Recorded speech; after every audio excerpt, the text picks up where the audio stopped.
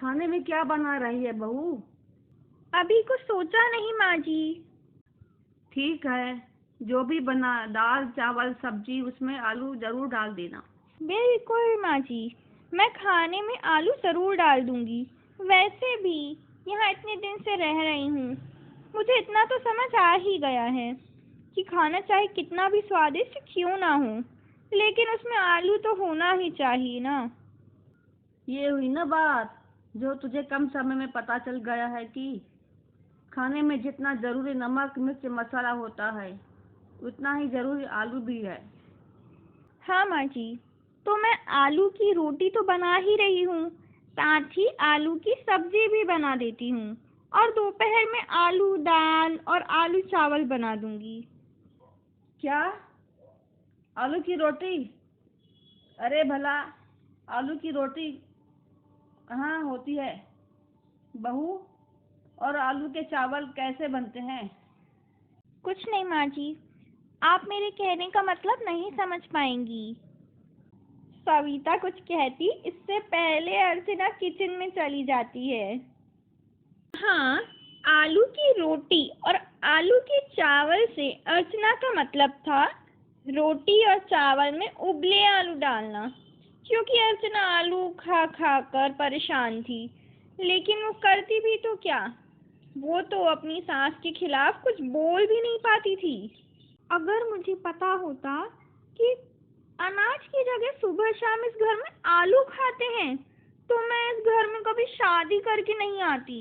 अर्चना गुस्से में खाना बना ही रही थी, तभी वहां उसकी पड़ोसन आती है और सविता को आवाज लगाती है।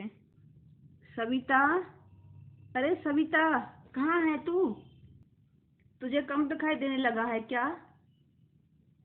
या फिर जानबूझकर मेरे घर चिल्लाने चली आ जाती हो? अरे तू तो यहाँ बैठी है। माफ करना सविता, मैंने तुझे देखा नहीं।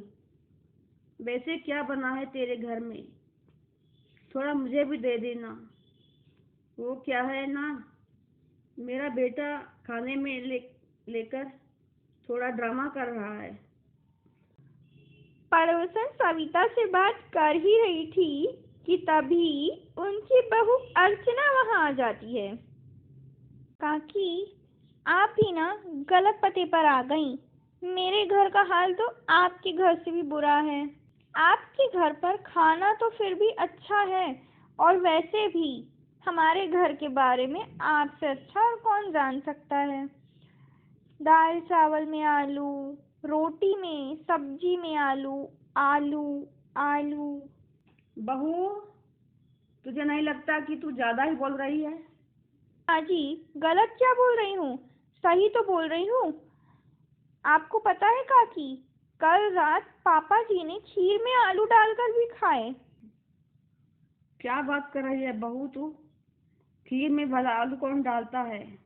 इतने आलू खाना भी सही नहीं है। पड़ोसन की बात का जवाब सविता नहीं देती और वहां से चली जाती है। देख रही हैं काकी, आपकी बातों का जवाब ही इनके पास नहीं है। अरे, इन्हें तो आदत पड़ गई है सुबह शाम आलू खाने की। ये इतना आलू खा रही हैं और खिला रही हैं कि मेरी कमर अब कमर नहीं बल्कि कमरा हो गई है। मैं तो अब इनकी आदत से परेशान हूँ। बहू, मैं समझ सकती हूँ तेरा दुख। सारा दोष सविता का है। ये अपने आगे किसी की चलने नहीं देती है। एक रात की बात बताऊं? सविता की बड़ी बहन उषा, सविता उससे बहुत डरती है। सविता को कोई बदल सकता है तो वो तेरी मासी सास ही है। इतना बोलकर सविता की पड़ोसन वहां से चली जाती है। लेकिन उनकी बात तो अर्चना के दिमाग में जैसे बैठ ही जाती है और वो रात को ही उषा को फोन करके सब कुछ बता देती है। मासी, अब आप ही कुछ कर सकती हैं। तू चिंता मत कर, मैं आज ही तेरे घर आती हूँ। अगले दिन जब अर्चना किचन में खाना बना रही थी, तभी उसके ससुर जी आते हैं। बहू खाना बन गया क्या? बहुत जोर से भूख लगी है। बस होने ही वाला है पापा जी। वैसे आज आपको इतनी जल्दी भूख लग रही है? हाँ बहू, आज बाहर काम ज्यादा हो गया। अब थक भी गया हूँ। वैसे खाने में बन क्या रहा है? और इस घर में बन भी क्या सकता है पापा जी? ढेर सारे आलू उबालना, उनके छिलके निकालना, दाल चावल सब्जी, सब में आलू डालना। अर्चना को आलू बिल्कुल भी पसंद नहीं था। वो खाना भी खाती तो आलू छांट लिया करती। ऐसे ही एक दिन अर्चना शाम के समय में किचन में काम कर रही थी, तभी उसकी सास वहां आती है। बहू आज खाने में क्या बना रही है? माँ जी, आलू के अलावा इस घर में कुछ बनता भी है क्या? कैसी बात कर रही है बहू? अरे आलू के अलावा दाल चावल सब्जी सब तो बनता है।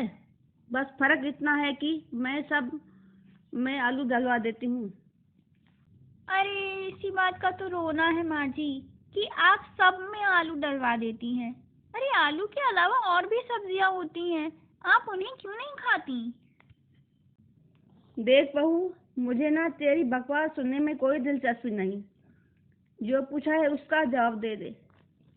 आज मैं सिर्फ भिंडी की सब्जी बना रही हूँ, वो भी सिर्फ भिंडी की। मेरे मन नहीं करता आलू खाने का। देख बहू, आज तू भिंडी बना रही है, बहुत अच्छी बात है। पर इसमें एक ही सही, मेरे लिए आलू डालना जरूर भूलना नहीं। मेरा बस चले तो आलू में जहर ना दे दूं आपको, फिर न्यूज़ हेडलाइन भी यही होगी, बहू ने सुबह शाम आलू खाने वाली सास को आलू में जहर दिया। Breaking news. अरे बहू, क्या बर्बाद रही है तू खुद से ही। हाँ, लगता है तेरा दिमाग खराब हो गया है। अरे माँ जी, मेरी इतनी हिम्मत नहीं जो मैं आपको कुछ कह सकूं। अब बहू की ऐसी बातों को सुनकर सास बेचारी तो वहां से कुछ कहे बिना ही चली जाती हैं। ना जाने कब आएंगी मेरी मासी जी। सुबह से शाम हो गई, अभी भी कुछ पता नहीं। बोल रही थी कि कल आऊंगी। मैं और आलू किचन से दूर ही नहीं जा पा रही। भगवान, मुझे आलू और किचन से छुटकारा दिला दे। अर्चना खुद से बात कर ही रही थी कि तभी उसके कान में मासी जी की आवाज आती है। सविता, ओ सविता, कहाँ हो तुम? मासी जी आई। थैंक यू मासी जी।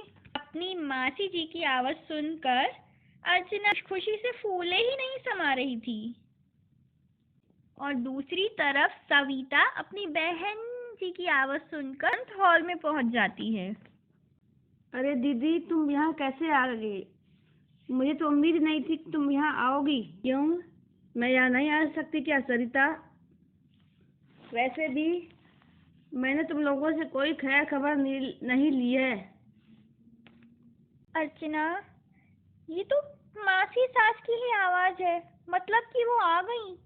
अब इस घर में मुझसे कोई आलू नहीं बनवाएगा, अब होगा धमाका। लेकिन अगर मौसी सास ने मेरा साथ नहीं दिया तो? नहीं नहीं नहीं, वो तो मेरा साथ देंगी, क्योंकि उन्हें भी तो आलू नहीं पसंद। वो नहीं खाएंगी आलू।